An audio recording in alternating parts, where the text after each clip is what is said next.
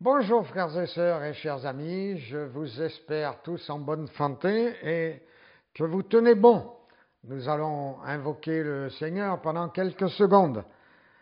Seigneur notre Père, notre Dieu, tu es toujours fidèle, tu es toujours le même et tu règnes dans l'univers entier et tu règnes aussi sur nos cœurs.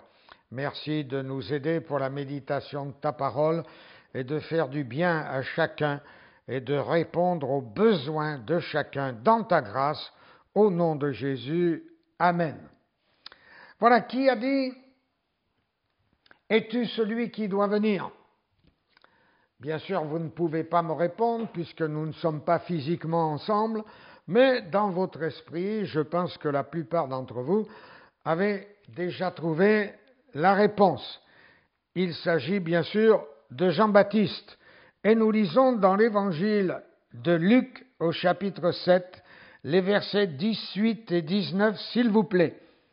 Jean fut informé de toutes ces choses par ses disciples. Il en appela 2 et les envoya vers Jésus pour lui dire, es-tu celui qui doit venir ou devons-nous en attendre un autre? Jean était en prison quand il a prononcé ces paroles. Alors d'abord, qui était Jean dit le Baptiste? Eh bien, l'évangile de Luc, au chapitre 1er, dans les versets 5 à 14, nous situe déjà le contexte de sa naissance. Donc, Luc, chapitre 1er, à partir du verset 5. Du temps d'Hérode, roi de Judée, il y avait un sacrificateur nommé Zacharie, de la classe d'Abia.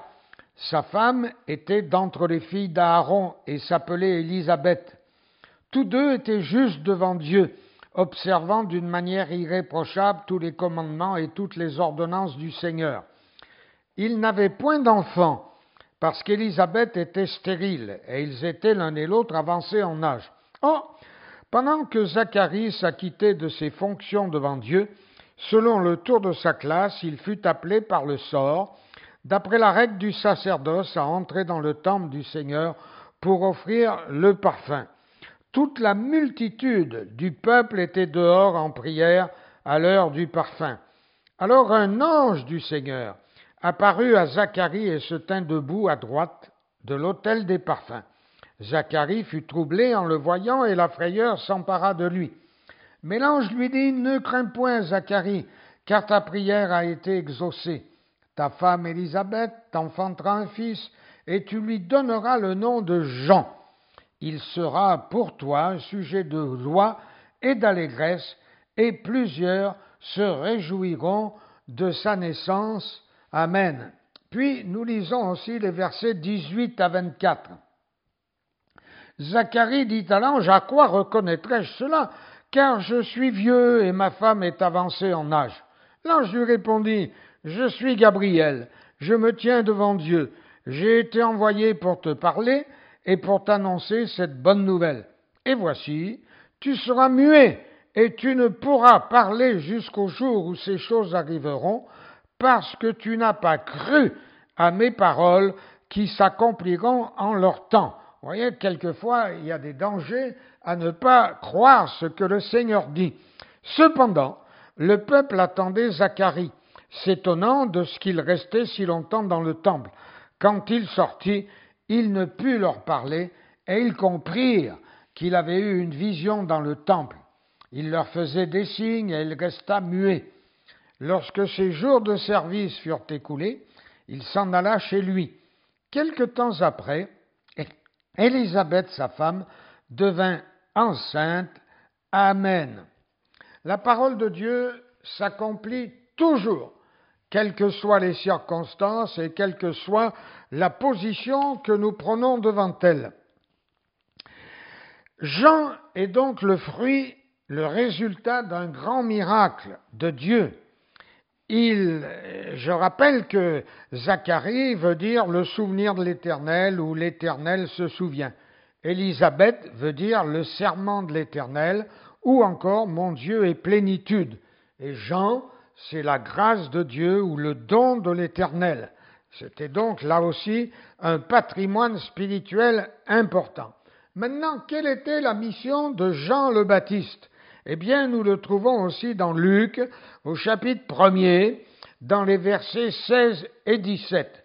L'ange dira donc à Zacharie que cet homme, quand il sera devenu homme, ramènera plusieurs des fils d'Israël au Seigneur leur Dieu. Il marchera devant Dieu avec l'esprit et la puissance d'Élie pour ramener les cœurs des pères vers les enfants et les rebelles à la sagesse des justes, afin de préparer au Seigneur un peuple bien disposé. Donc c'était là déjà une partie du ministère de Jean-Baptiste. Nous poursuivons encore avec une autre lecture dans l'évangile de Marc, au chapitre 1er, les versets 1 à 5. Marc, chapitre 1er, les versets 1 à 5. Commencement de l'évangile de Jésus, Fils de Dieu, selon ce qui est écrit dans Ésaïe le prophète. Voici, j'envoie devant toi mon messager qui préparera ton chemin. C'est la voix de celui qui crie dans le désert.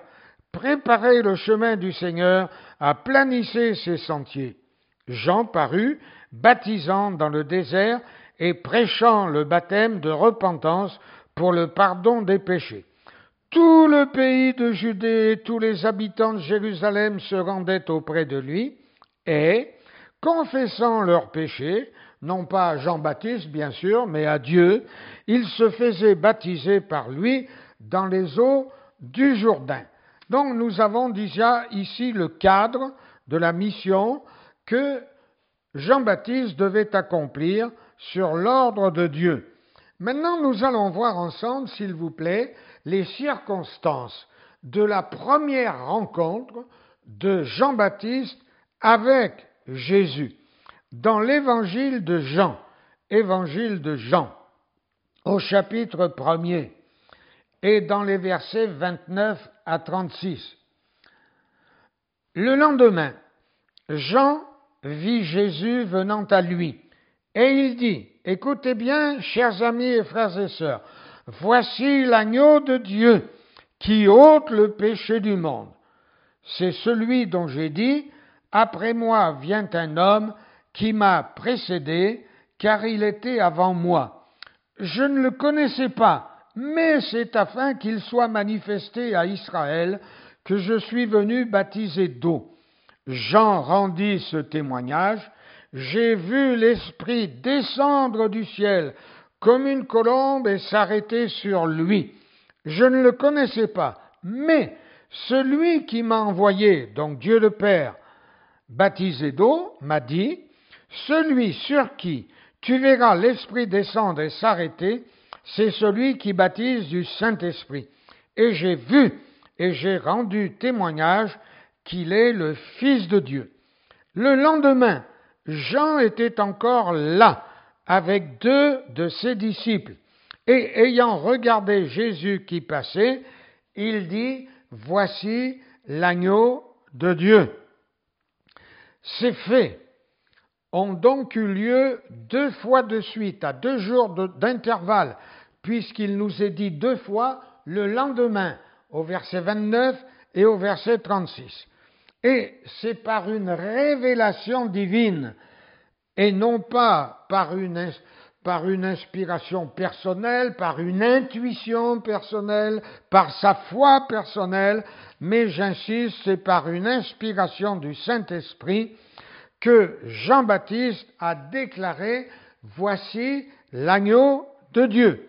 Et cette déclaration, elle est en tout point comparable dans sa nature et dans sa portée à la déclaration de Pierre en une autre circonstance lorsqu'il dira concernant Jésus « Tu es le Christ, le Fils du Dieu vivant ». Et je suis persuadé que ces paroles prononcées par Jean-Baptiste, notamment « Voici l'agneau de Dieu qui ôte les péchés du monde », ces paroles se sont gravées profondément dans le cœur de cet homme de Dieu. Nous allons lire aussi, s'il vous plaît, dans l'évangile de Marc, au chapitre 1er, les versets 9 à 11. Chapitre 1er, versets 9 à 11. En ce temps-là, Jésus vint de Nazareth en Galilée, et il fut baptisé par Jean dans le Jourdain. Au moment où il sortait de l'eau, il vit les cieux s'ouvrir et l'Esprit descendre sur Jésus comme une colombe. Et une voix fit entendre des cieux ces paroles: Tu es mon Fils bien-aimé, en toi j'ai mis toute mon affection. Et je dis que là aussi, ces paroles, cette vision que Jean a eue, ça a dû se graver dans son cœur profondément et normalement, durablement. Alors, ceci étant posé, nous lisons maintenant les versets 18 à 20 de notre chapitre 7 de Luc, les versets 18 à 20. Jean fut informé de toutes ces choses par ses disciples. Il en appela 2 et il les envoya vers Jésus pour lui dire: Es-tu celui qui doit venir ou devons-nous en attendre un autre? C'est incroyable d'entendre ces paroles dans la bouche de Jean. Et pourtant, c'est une réalité. Le verset 19 pose à lui seul l'aspect, le principe et la réalité du doute dans la vie d'un véritable croyant, que ce soit un chrétien, que ce soit un pasteur, que ce soit un autre ministère, un prophète, peu importe, le doute peut pénétrer dans le cœur du véritable croyant, fidèle. Et généralement, en même temps que le doute, s'installe la peur, qui peut aller même jusqu'à la panique, la frayeur complète, si nous ne réagissons pas rapidement et fermement par la foi, bien sûr. À mon avis, le doute et la peur sont interactifs et inséparables, comme nous le verrons tout à l'heure avec quelques exemples bibliques. Voici ce que Jésus a déclaré au sujet de Jean-Baptiste dans l'évangile de Luc, au chapitre 7 et au verset 28. Jésus dit: Je vous le dis, parmi ceux qui sont nés de femmes, donc depuis Adam jusqu'à ces paroles de Jésus, il n'y en a point de plus grand que Jean. Cependant, le plus petit dans le royaume de Dieu est plus grand que lui. C'est difficile à admettre cela, que Jean-Baptiste était plus grand que Moïse, plus grand que David, plus grand qu'Abraham, plus grand qu'Élie, etc. Et pourtant, c'est Jésus qui le dit, donc c'est la vérité. Comment le doute a-t-il pu se glisser dans le cœur de Jean-Baptiste? À mon avis, mais comme toujours, vous n'êtes pas obligé de partager mes avis, il y a 2 raisons. Premièrement, si grand, si puissant par la grâce de Dieu, si fort spirituellement, que soit un racheté, un homme, un ministère, eh bien, il reste un homme et il est sujet à faiblesse. Souvenons-nous des angoisses de Jésus-Christ, homme, le parfait cependant, le parfait, avant la croix, dans le jardin de Gethsémané. Mon âme, a-t-il dit, est triste à en mourir, car c'est ce que veut dire en réalité, mon âme est triste jusqu'à la mort. C'est pas jusqu'au moment de la mort, c'est mon âme est triste à en mourir, mourir de tristesse, mourir de chagrin. La Bible nous dit que celui qui est debout prenne garde de tomber. Donc, Jean-Baptiste, deuxième raison, tout humble qu'il était, a connu des heures de gloire et d'émotions fortes, quand des foules nombreuses, nous dit l'Écriture, et nous l'avons lu tout à l'heure, venaient de tout le pays d'Israël, de toutes les régions, pour l'écouter prêcher et pour se faire baptiser du baptême de repentance, eh bien cet homme qui était un ministre de Dieu devait être très réjoui et voir toutes ces foules qui obéissaient à Dieu, eh bien cela devait être exaltant pour lui, réconfortant, réjouissant, passionnant. Et ça ne pouvait pas le laisser indifférent. Et surtout qu'après être resté au moins peut-être une dizaine d'années dans le désert tout seul à manger du miel sauvage et des sauterelles, eh bien c'était formidable de trouver une foule qui buvait les paroles de Dieu et son message. Et je pense que sans du tout s'enorgueillir de ces résultats, eh bien Jean-Baptiste devait être heureux et satisfait de son ministère qui s'est déroulé pendant plusieurs mois d'affilée, évidemment. Alors, maintenant, il est en prison. Et il est en prison pour avoir dit la vérité à ce renard d'Hérode en lui disant « Il ne t'est pas permis d'avoir la femme de ton frère ». Satan s'est donc déguisé en aumônier des prisons pour rendre visite à notre ami Jean-Baptiste. Et là, il a utilisé la première de ses armes et sa plus ancienne tactique, le doute. Il a jeté le doute dans le cœur de Jean-Baptiste. Crois-tu vraiment que ce Jésus, c'est le Fils de Dieu, qu'il est le Christ? Puis il a utilisé sa deuxième arme, inséparable, le mensonge. Ce Jean-Baptiste est un prophète, certes, mais ce n'est pas le Christ. Et au lieu de repasser fermement en son cœur les paroles que lui-même Jean-Baptiste avait prononcées devant toutes ces foules, « Voici l'agneau de Dieu qui ôte le péché du monde », et de repenser aussi à cette vision de la colombe qui descend sur Jésus au moment de son baptême, eh bien, il a envoyé là 2 de ses disciples auprès du Seigneur Jésus pour lui poser cette question, es-tu vraiment celui qui doit venir ou devons-nous en attendre un autre? Ah ben alors là, je vous dis pas. Non, on va voir quelques exemples bibliques de cette tactique du diable et la réalité du doute chez le vrai croyant. D'abord, Ève, dans le livre de la Genèse, au chapitre 3 et dans le verset 1 à 5. Genèse, chapitre 3, versets 1 à 5. Le serpent était le plus rusé de tous les animaux des champs que l'Éternel Dieu avait fait. Il dit à la femme, Dieu a-t-il réellement dit, vous ne mangerez pas de tous les arbres du jardin? Voilà, le doute, Dieu a-t-il réellement dit? La femme répondit au serpent, nous mangeons du fruit des arbres du jardin, mais quant au fruit de l'arbre qui est au milieu du jardin, Dieu a dit, vous n'en mangerez point, et vous n'y toucherez point, de peur que vous ne mouriez. Alors le serpent dit à la femme, vous ne mourrez point. Voyez, un mensonge. Mais Dieu sait que le jour où vous en mangerez, vos yeux s'ouvriront, et que vous serez comme des dieux connaissant le bien et le mal. Voilà, encore un autre mensonge.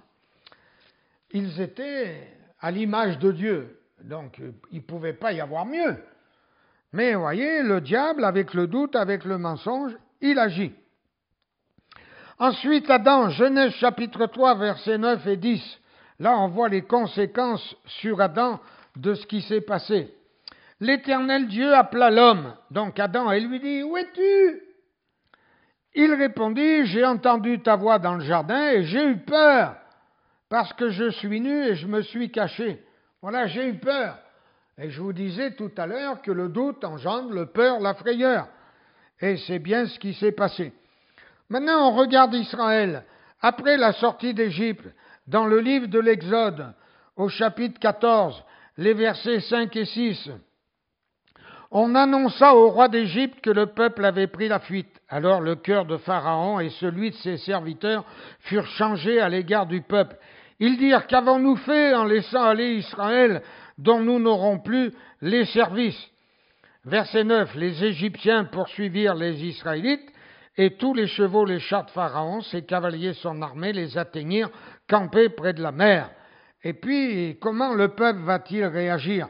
Eh bien, c'est ce que nous lisons là dans les versets 10 à 12. Écoutez bien. Pharaon approchait. Les enfants d'Israël levèrent les yeux, et voici les Égyptiens étaient en marche derrière eux. Voilà le commencement de la chute. Quand on regarde à l'adversité, quand on regarde au problème, au lieu de regarder au-dessus des nuages, au-dessus de tout, vers celui qui est assis sur son trône, eh bien voilà ce qui se passe. Voilà ce qui se passe. Ils levèrent les yeux et ils virent les Égyptiens qui étaient en marche derrière eux. Et les enfants d'Israël eurent une grande frayeur et crièrent à l'Éternel. Et ils dirent à Moïse, n'y avait-il pas des sépulcres en Égypte sans qu'il soit besoin de nous mener mourir au désert? Vous voyez, déjà la rébellion, la contestation, la contradiction avec Dieu. Que nous as-tu fait en nous faisant sortir d'Égypte? N'est-ce pas là ce que nous te disions en Égypte? Laisse-nous servir les Égyptiens, car nous aimons mieux servir les Égyptiens que de mourir au désert. Ça, c'est le comble alors. Pendant des mois, ils ont vu les 10 plaies d'Égypte s'abattre, parce que ça n'a pas duré 3-4 jours, ni 10 jours, ça a duré plusieurs mois tout ça. Ils ont vu la majesté de Dieu, sa puissance, sa grandeur, alors que toutes ces plaies s'abattaient sur les Égyptiens et qu'aucune ne s'est abattue sur eux.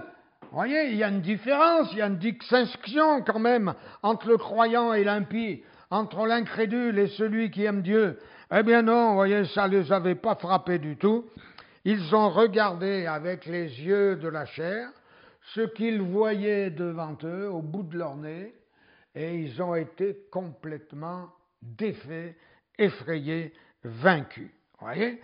Et il faut, à tout moment où le doute vient, il faut que nous lui opposions au contraire une foi inébranlable en confessant le nom de Jésus, et nous voyons à l'opposé, voyez, le calme et la sérénité de Moïse, homme de Dieu. Versets 13 et 14, Moïse répondit au peuple, ne craignez rien, restez en place, regardez la délivrance que l'Éternel va vous accorder en ce jour, car les Égyptiens que vous voyez aujourd'hui, vous ne les verrez plus jamais, l'Éternel combattra pour vous et vous gardez le silence. Alors, j'ouvre une petite parenthèse là. Voyez Moïse d'un côté, le peuple de l'autre, voient avec leurs yeux de la chair exactement les mêmes choses. Moïse, il ne voit pas des choses différentes, lui. Moïse, il ne voit pas l'armée de l'Éternel devant lui. Il voit l'armée des Égyptiens. Mais lui, il a une foi inébranlable dans le Seigneur. Et il est là dans le calme et la confiance. Et la parole de Dieu nous dit, c'est dans le calme et la conscience que sera votre force. Alléluia, il ne faut jamais l'oublier. Et maintenant, nous arrivons aussi à Jésus-Christ dans l'évangile de Matthieu, au chapitre 4, évangile de Matthieu, au chapitre 4, et les versets 1 à 3. Alors Jésus fut emmené par l'Esprit dans le désert pour être tenté par le diable. Après avoir jeûné 40 jours et 40 nuits, il eut faim. Le tentateur s'étant approché, lui dit, « Si tu es le Fils de Dieu, ordonne que ces pierres deviennent des pains. » Jésus répondit, « Il est écrit, l'homme ne vivra pas seulement, mais de toute parole qui sort de la bouche de Dieu. » Et aussi dans les versets 5 et 6, versets 5 et 6, le diable le transporta dans la ville sainte, le plaça sur le haut du temple et lui dit, « Si tu es le Fils de Dieu, jette-toi en bas, car il est écrit, il donnera des ordres à ses anges à ton sujet, et ils te porteront sur les mains. » Vous voyez, Ève a discuté avec le diable, et c'est ce qui a fait sa ruine. Il ne faut jamais discuter avec le diable, il faut faire comme Jésus. Voyez, Jésus, il a prononcé une seule phrase, mais un verset de la Bible. Une seule phrase, un verset de la Bible. Il est écrit. Et le diable est parti. Il lui a fichu la paix. Voilà. Donc, il faut opposer la parole de Dieu à toutes les sollicitations du diable et ne pas discuter avec lui.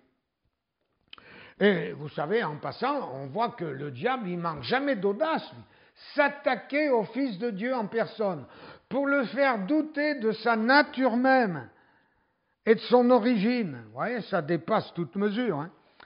Alors, quand tout va bien, quand Dieu nous bénit, quand tout va comme sur des roulettes, c'est facile de proclamer des vérités qui parfois nous dépassent d'ailleurs. Hein. C'est facile de pérorer sur la doctrine, mais quand tout va mal et que l'épreuve est là et qu'elle nous accable, que l'ennemi redouble ses coups, eh bien c'est comme on dit une autre paire de manches. Et c'est là que le Dieu Tout-Puissant, eh bien, veut nous garder de cette peur, de cette frayeur, de ce doute qui risque de s'installer dans nos cœurs. Alors il faut donc résister d'une foi ferme et considérer que Dieu règne toujours. Jour et nuit, lui, il est sur son trône, et il ne dort ni ne sommeille celui qui garde Israël. Voilà, maintenant, on peut noter que selon son habitude, Jésus n'a pas répondu aux deux envoyés de Jean le Baptiste à la question « Es-tu celui qui doit venir ou devons-nous en attendre un autre ?» Jésus n'a pas dit « Oui, allez lui dire que c'est bien moi. » Non, non, non, non. Voilà ce que nous dit dans l'évangile de Luc, toujours au chapitre 7, s'il vous plaît, les versets 21 à 23. À l'heure même, Jésus guérit plusieurs personnes de maladies, d'infirmités et d'esprits malins, et il rendit la vue à plusieurs aveugles.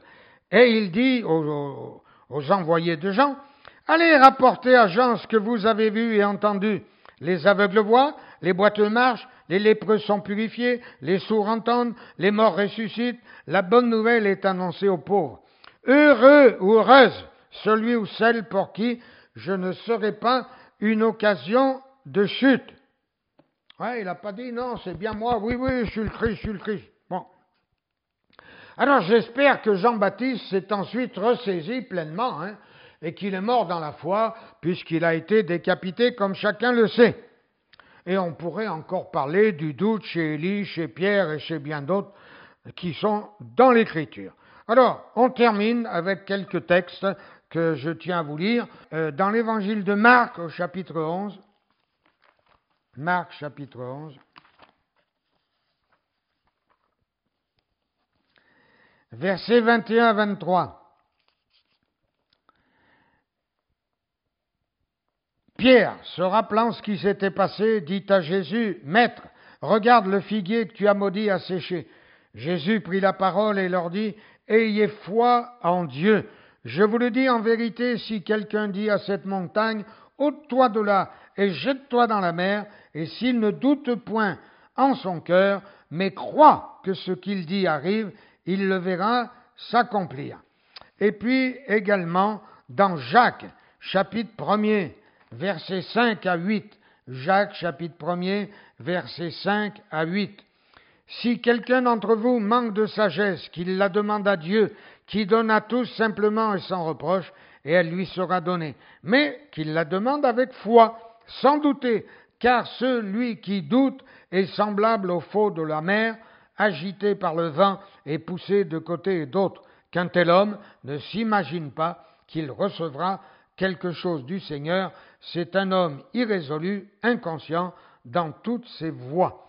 Ésaïe chapitre 14, verset 24. Ésaïe chapitre 14, verset 24. L'Éternel des armées l'a juré en disant, « Oui, ce que j'ai décidé arrivera. Ce que j'ai résolu s'accomplira. » Et enfin, pour terminer, dans Habacuc, au chapitre 2, versets 1 à 3, « J'étais à mon poste et je me tenais sur la tour. Je veillais pour voir ce que l'Éternel me dirait et ce que je répliquerais après ma plainte. L'Éternel m'adressa la parole et il dit, « Écris la prophétie, grave-la sur des tables, afin qu'on la lise couramment, car c'est une prophétie dont le temps est déjà fixé, elle marche vers son terme et elle ne mentira pas. Si elle tarde, attends-la, car elle s'accomplira certainement, non pas peut-être, mais avec certitude. Amen. Que Dieu vous bénisse, frères et sœurs et chers amis, et vous garde dans sa présence. Amen.